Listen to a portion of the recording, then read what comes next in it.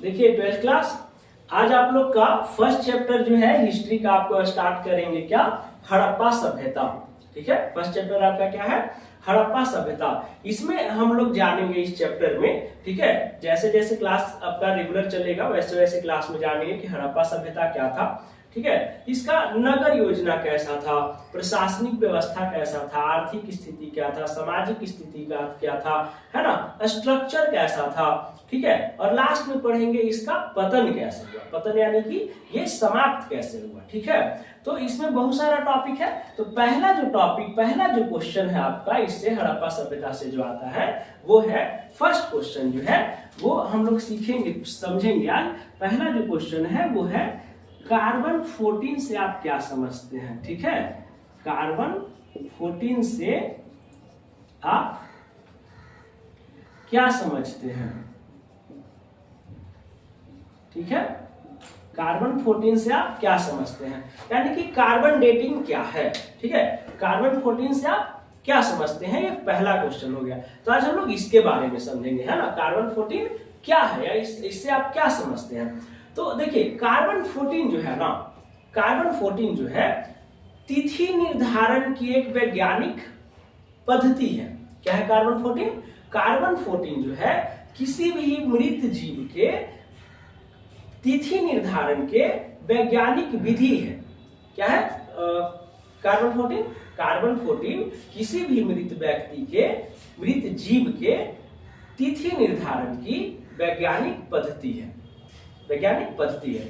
अब देखिए कार्बन 14 से पता चलता है कि कौन वस्तु कितना पुराना है या कौन वस्तु कितना नया है ना। जैसे आप लोग देखते हैं खुदाई वगैरह में मिलता है तो पता चलता है ये जो सामान है इतना साल पुराना है, 5000 साल पुराना है, 8000 साल पुराना है ना, 2500 वर्ष पुराना है। तो कैसे पता चलता है, वो पता चलता है कार्बन 14 मेथड से। ठीक है, और कार्बन 14 देखिए जब वस्तु जो है, जीव जो है जीवित रहता है, जीवित यानी कि जब जिंदा रहता है, कोई भी जीव, पेड़ पौधा, पशु पक्षी या कोई भी जीव, इंसान जब जिंदा रहता है तो उसमें कार्बन 12 की मात्रा, क्या, कार्बन 12 की मात्रा और कार्बन 14 की मात्रा दोनों क्या होता है, बराबर रहता है। ठीक है, जब वस्तु क्या रहता है, जीवित रहता है, जब वस्तु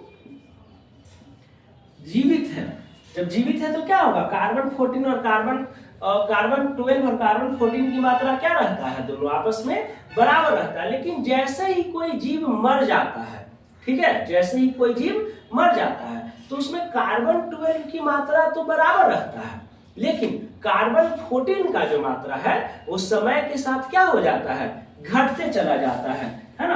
तो देखिए कार्बन 12 का तो मात्रा सेम ही रहेगा, लेकिन जो कार्बन 14 का जो मात्रा है, ठीक है, ये क्या हो जाएगा, जैसे जैसे मृत जीव में, है ना, मृत जीव में क्या होगा, कार्बन 14 की मात्रा समय के साथ ये क्या रहेगा, ये कांस्टेंट रहेगा, ये स्थिर रहेगा, ये क्या रहेगा, स्थिर रहेगा। लेकिन ये क्या हो जाएगा, समय के साथ क्या हो जाएगा, मृत जीव में समय के साथ कार्बन 14 की मात्रा घटते चला जाता है। तो जिस वस्तु में कार्बन 14 की मात्रा जितना कम पाया जाएगा, ठीक है, उस जीव जो है, उस जीव को, अवशेष को उतना ही पुराना माना जाएगा। ठीक है, कार्बन 14 की मात्रा समय के साथ क्या होता है, मृत जीव में घटते चला जाता है। जैसे अगर कोई जिंदा पेड़ है, ठीक है, तो पेड़, हरा पेड़ पौधा में कार्बन 14 और कार्बन 12 की मात्रा बराबर है, लेकिन जैसे ही हम लोग पेड़ को काट देंगे तो पेड़ तो मर गया, तो उसमें कार्बन 12 की मात्रा बराबर रहेगा। लेकिन जैसे जैसे समय बीतते जाएगा उस पेड़ में कार्बन 14 की मात्रा क्या हो जाएगा, टाइम टू टाइम डिक्रीज होते चला जाएगा। ठीक है, तो इसी को, है ना, वैज्ञानिक विधि से निकालते हैं, किसी मृत व्यक्ति का, किसी मृत जीव का जो एज निकाला जाता है, कितना साल वो पुराना है, इसी को कहा जाता है कार्बन 14 मेथड। ठीक है, इसका अर्ध आयु कितना है, इसका अर्ध आयु जो है कार्बन 14 का जो अर्ध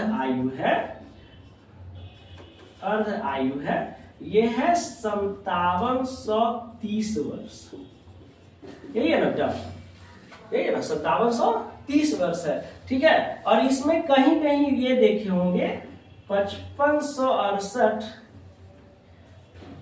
प्लस माइनस 90 वर्ष ये दिया हुआ रहता है। तो दोनों में देखिए एनसीईआरटी का जो बुक है, ठीक है, एनसीईआरटी का जो बुक है उसमें इतना दिया हुआ है, ठीक है। और गूगल पे अगर आप देखते हैं इसका कार्बन 14 का अर्ध आयु क्या है, तो वो कितना है 5730 वर्ष देता है, ठीक है। और ये एनसीईआरटी बुक में ये दिया हुआ है, तो दोनों सही है, ठीक है, दोनों में कोई गलत नहीं है। तो ये हो गया आपका carbon 14 method. Carbon 14 method clear हो गया। कार्बन 14 मेथड क्या है? कार्बन 14 मेथड मृत जीवों में उसके आयु निर्धारण की एक वैज्ञानिक पद्धति है ना।